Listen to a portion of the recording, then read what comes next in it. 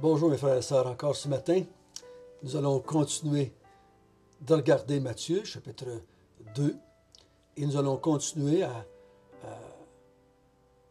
faire la suite sur la naissance royale. Pas la naissance royale, mais sur l'enfance royale de Jésus. Sa naissance était royale, son enfance était royale. Nous allons continuer à voir ça ce matin. Prions ensemble. Notre Père du ciel, merci de ce roi. Un roi peut être appelé roi seulement s'il y a un royaume. Ce serait pas tellement intelligent de dire qu'il y a un roi sans royaume, comme on dirait qu'il y a un berger et il n'y a pas de mouton. Jésus est un roi, donc il y a un royaume, donc il y a des sujets. Et nous sommes, par ta grâce, par ta souveraineté, par ta miséricorde, par ta compassion, par ton pardon, nous faisons partie de ce peuple. Nous voulons être convaincus qu'il est bien le roi par les Écritures.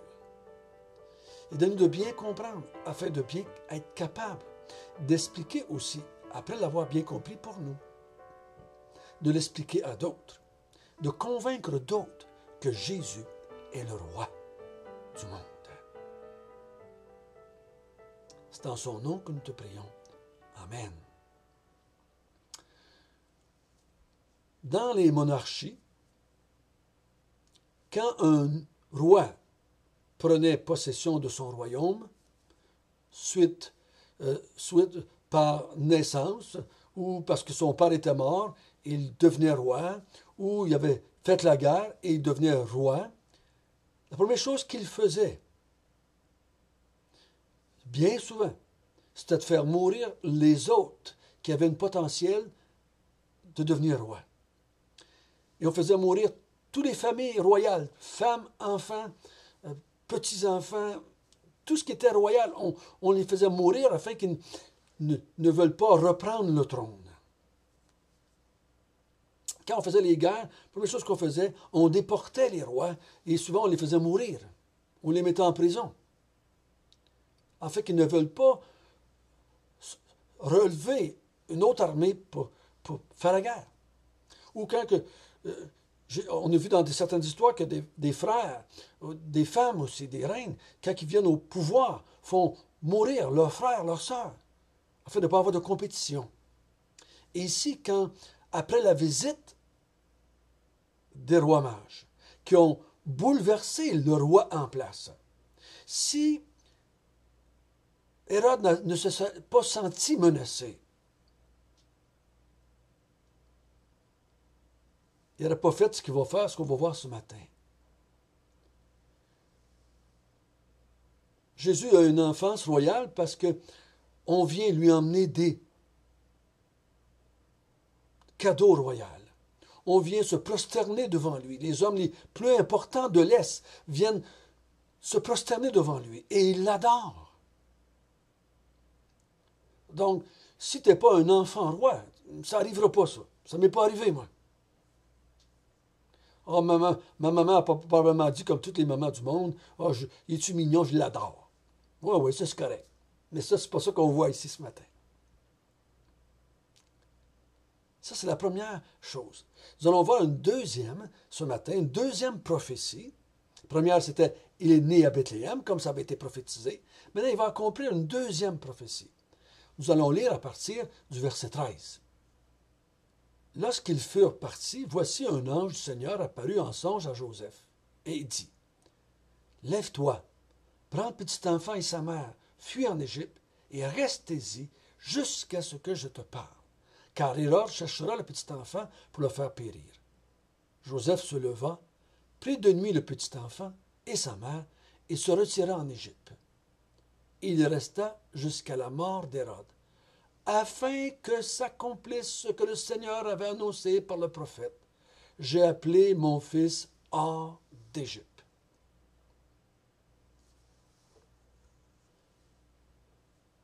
Donc, après que les mages sont partis, Joseph, encore une fois une intervention divine, Dieu protège son roi, Dieu l'annonce par les mages, et il protège le roi d'Hérode par les mages, et il va protéger l'enfant roi, encore une fois, d'Hérode, par une autre visite divine, un autre avertissement divin, et il demande à Joseph et à Marie de fuir Jérusalem et d'aller se cacher en Égypte.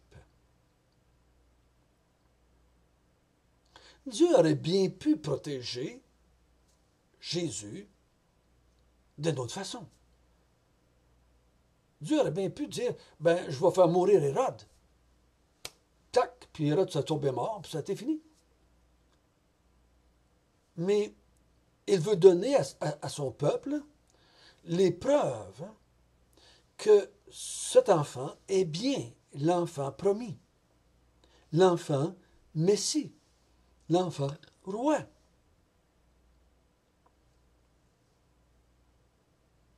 Donc Joseph se lève après avoir été divinement averti et il part et va en Égypte.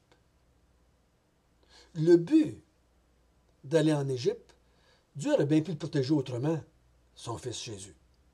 Mais il l'envoie en Égypte afin que s'accomplisse une autre prophétie. J'ai appelé mon fils hors d'Égypte. Comment est-ce que le fils de David, qui était un juif, qui était né à Bethléem, comment pouvait-il accomplir la prophétie de sortir de l'Égypte s'il n'y entre pas? Donc ici, Dieu envoie en avertissement Joseph et Marie, il les envoie en Égypte et il va les rappeler. Il va les faire sortir de l'Égypte. Il va les faire sortir de l'Égypte. Donc, pour le faire sortir, il faut qu'il lui rentre. Deuxième prophétie. Cette prophétie-là disait que le Messie sortirait de l'Égypte. Et Jésus va sortir de l'Égypte. On va voir cela en lisant à partir du verset 16. Alors Hérode, voyant qu'il avait été joué par les mages, se mit dans une grande colère. Il envoya tuer tous les enfants de 2 ans et au-dessous qui étaient à Bethléem et dans tout son territoire, selon la date dont il s'était soigneusement enquis auprès des mages. Alors s'accomplit ce qui avait été annoncé par Jérémie le prophète. On a entendu des cris à Rama, des pleurs et de grandes lamentations. Rachel pleure ses enfants et n'a pas voulu être consolée parce qu'ils ne sont plus.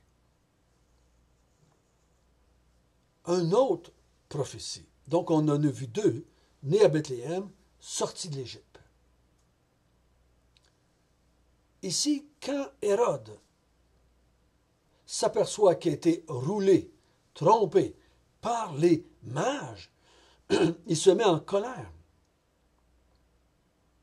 Et c'est pour ça qu'on pense que ça faisait peut-être, quand les mages sont venus, peut-être 1 an ou 2, que Jésus était né, parce que Hérode fait tuer les enfants de 2 ans et moins, parce qu'il avait parlé avec les mages, et ça faisait, selon ce que je peux comprendre, peut-être 2 ans qu'ils avaient vu cet astre lumineux, et le temps de partir et de s'en venir en chameau, ou comme avec un autre moyen qu'il y avait dans ce temps-là, c'est des milliers de kilomètres sans venir.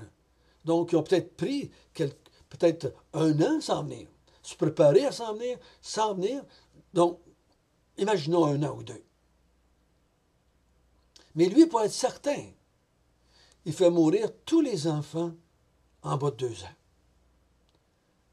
Ça a dû être une journée ou quelques jours, une semaine, infernale à Bethléem et dans les environs. Imaginez cela. Des soldats qui parcourent toute la ville et toute la contrée qui entoure Bethléem et qui tuent par l'épée tous les enfants mâles en bas de 2 ans. Quelle folie! que l'être humain.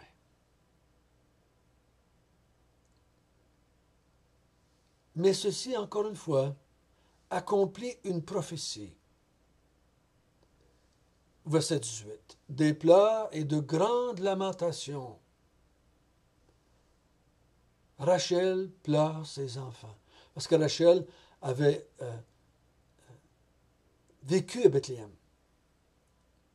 Et si je me souviens bien, il faudra peut-être vérifier, mais elle était enterrée à Jérusalem. Non, c'est quoi que c'est bien ça. Elle était enterrée à Jérusalem. Quand je suis allé à Jérusalem, quand j'ai visité, moi, Jérusalem, j'ai été au tombeau de Rachel.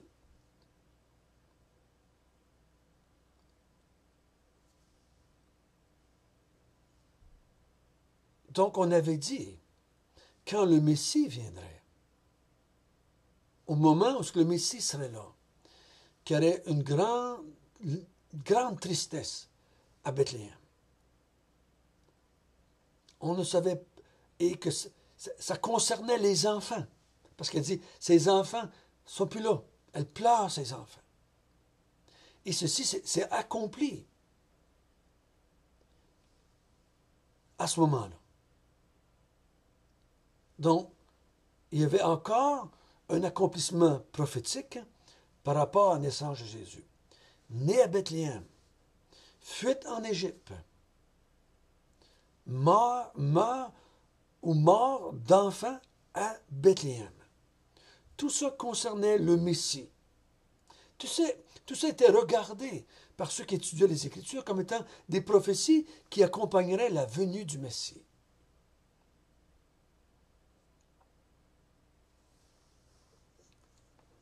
Et nous allons regarder la dernière. Verset 19.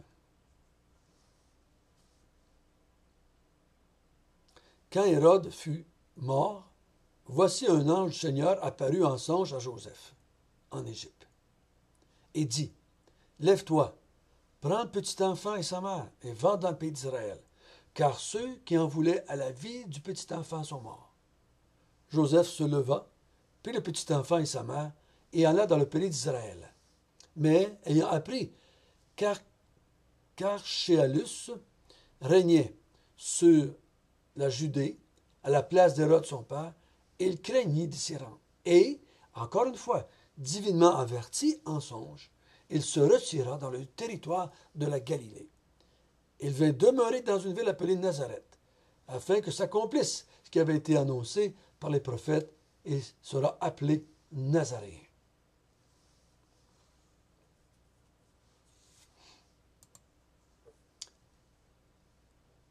Donc, Joseph,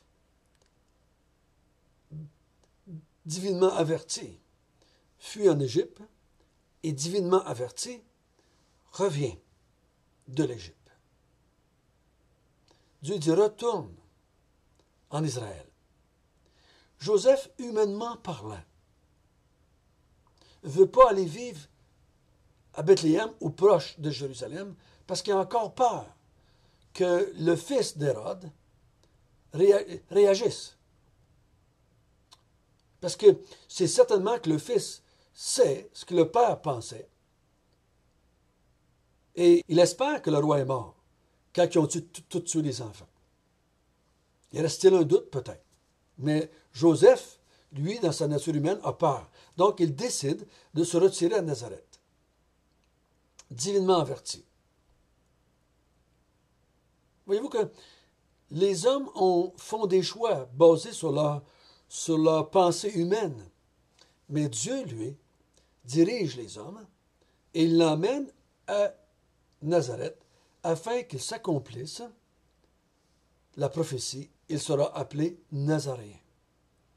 Donc, il y avait une prophétie qui concernait le Messie. On va l'appeler Nazaréen. Donc, il faut qu'il vive à Nazareth.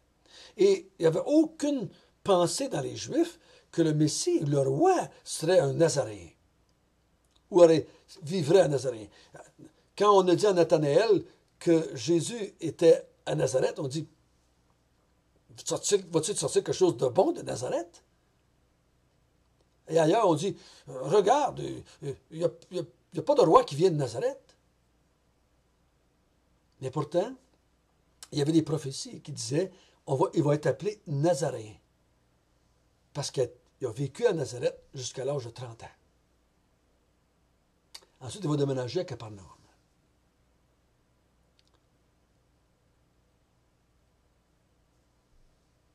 Ça, c'est la dernière prophétie.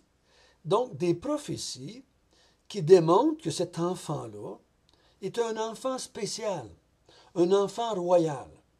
D'abord, il y a des faiseurs de rois qui viennent le trouver et qu'ils se prosternent devant lui, qui lui offrent des cadeaux royaux et qu'ils l'adorent. Un roi veut faire mourir cet enfant-là parce qu'il se sent menacé dans sa royauté. Et Dieu intervient et, dans son intervention, l'amène à accomplir, de la part des parents, qu'ils accomplissent les prophéties qui concernaient le Messie, qui concernaient l'enfant.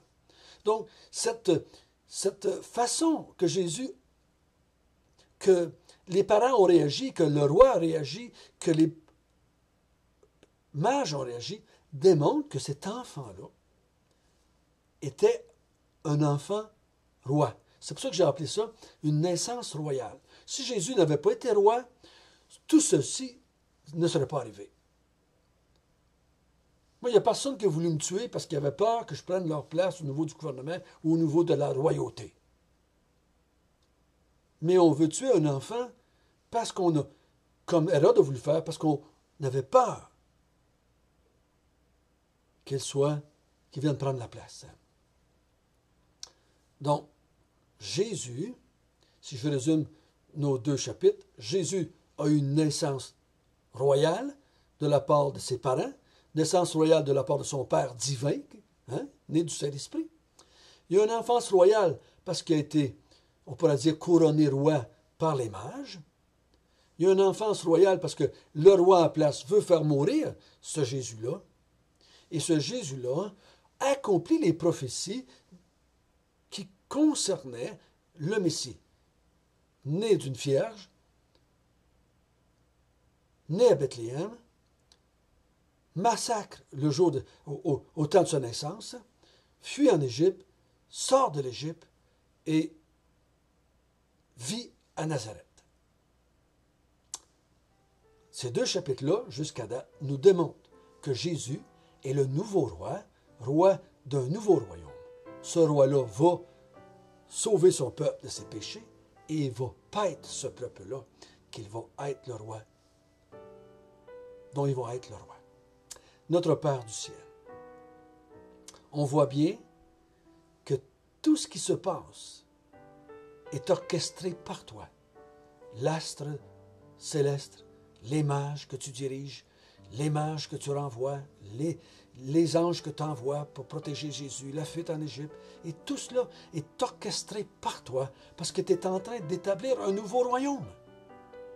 Et dans ce nouveau royaume, c'est un nouveau roi. Merci de nous montrer que cela est bien arrivé et c'était bien orchestré par toi.